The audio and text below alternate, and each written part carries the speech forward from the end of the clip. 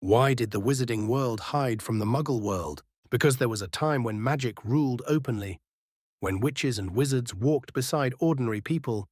So what changed? What forced them to retreat into secrecy, to live behind charms and concealment spells for centuries?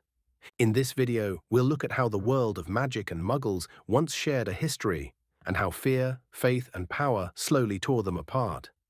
If you enjoy exploring questions like this, from the world of Harry Potter to the Lord of the Rings and Game of Thrones, then this is the channel for you. There should be a subscribe button somewhere on your screen. If that's your thing, tap it now. And let's dive deeper into the world of magic, myth, and meaning. It's easy to forget that the wizarding world wasn't always hidden. In fact, for most of history, witches and wizards lived right alongside Muggles.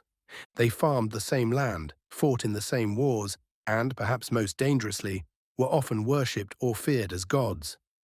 In the tales of Beedle the Bard, Dumbledore reminds us that there was once a time when magic was part of everyday life. But by the 15th century, that balance had collapsed. The Muggle world had turned, and magic had become the enemy. Let's be clear, this wasn't just superstition, it was fear, politics, and religion rolled together. By the late Middle Ages, the witch trials had begun. Rowling wrote that witches and wizards of the time suffered much persecution from Muggles who had come to fear magic. And yet, here's the thing, witches and wizards were never truly in danger from the flames. A real witch could vanish before the pyre was lit. As Rowling joked in her writing on Pottermore, witches and wizards enjoyed being burned and sometimes allowed themselves to be caught just for fun. So why did they hide if Muggles couldn't actually hurt them? That's the question. I would think the answer lies not in fear of physical harm, but fear of numbers. By the 16th and 17th centuries, the magical population was vastly outnumbered. A single witch might survive a burning, yes, but whole communities could not survive open war. And it wasn't just fear of violence, it was fear of exposure. The more Muggles knew, the more they demanded. Some wanted healing, others wanted power. And slowly, wizards began to realize that secrecy wasn't just safety, it was control. When magic became myth, wizards could live without persecution. When it became religion, they became targets. And when it became curiosity, they became hunted.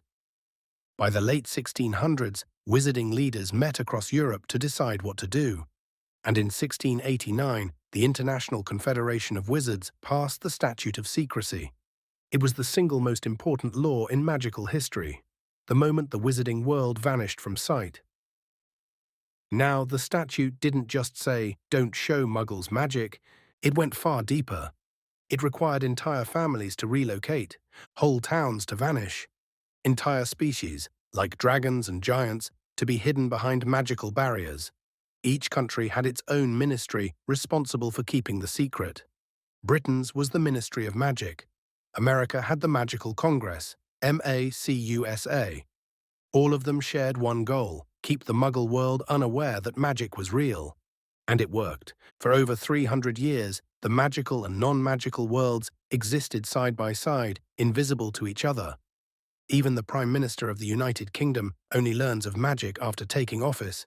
As we see in Half-Blood Prince, when Fudge explains, rather awkwardly, "We find it best to let them settle in a bit first." That tells us everything. Secrecy had become not just law, but tradition. But not everyone agreed with it. Grindelwald, as we explored in the last video, believed secrecy was cowardice. He called for an end to hiding, saying that wizards should rule for the greater good. He saw the Statute of Secrecy as a betrayal of wizardkind's destiny. And in a way, you can understand why some followed him.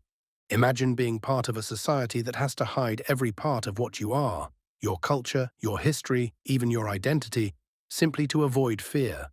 It's no wonder that ideology caught fire, yet Dumbledore understood something Grindelwald never did: that wizards, for all their power, were still human, and human nature cannot rule itself without falling into corruption. In Philosopher's Stone, Dumbledore says, "It takes a great deal of bravery to stand up to our enemies, but just as much to stand up to our friends." He was talking about Neville Longbottom, but he could just as easily have been talking about himself and the choice to oppose Grindelwald's dream of domination. Let's be honest, secrecy also became convenient. It allowed the wizarding world to avoid Muggle wars, to ignore Muggle suffering, and to build a system that served only its own kind. It created safety, but it also created isolation. Even by the 1990s, the wizarding world was technologically and socially decades behind. They wrote with quills. They distrusted science. They treated Muggles as quaint curiosities. As Arthur Weasley said, bless them, they can't even get a toaster to work properly. It's funny, but it's also revealing. Generations of isolation turned wizards into something like an echo of the past. Powerful, yes, but insulated from change. And in my opinion, that's one of Rowling's great ironies. That the magical world, for all its wonder, is deeply flawed, even stagnant. The same secrecy that saved it also limited it. And yet, it's hard to say they were wrong.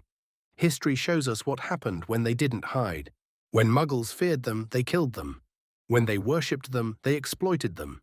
And when they learned from them, they tried to control them.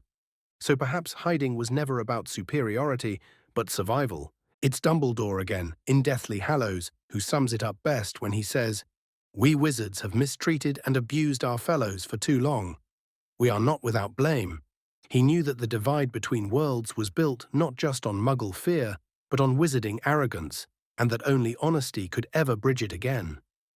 Today, that statute of secrecy still stands.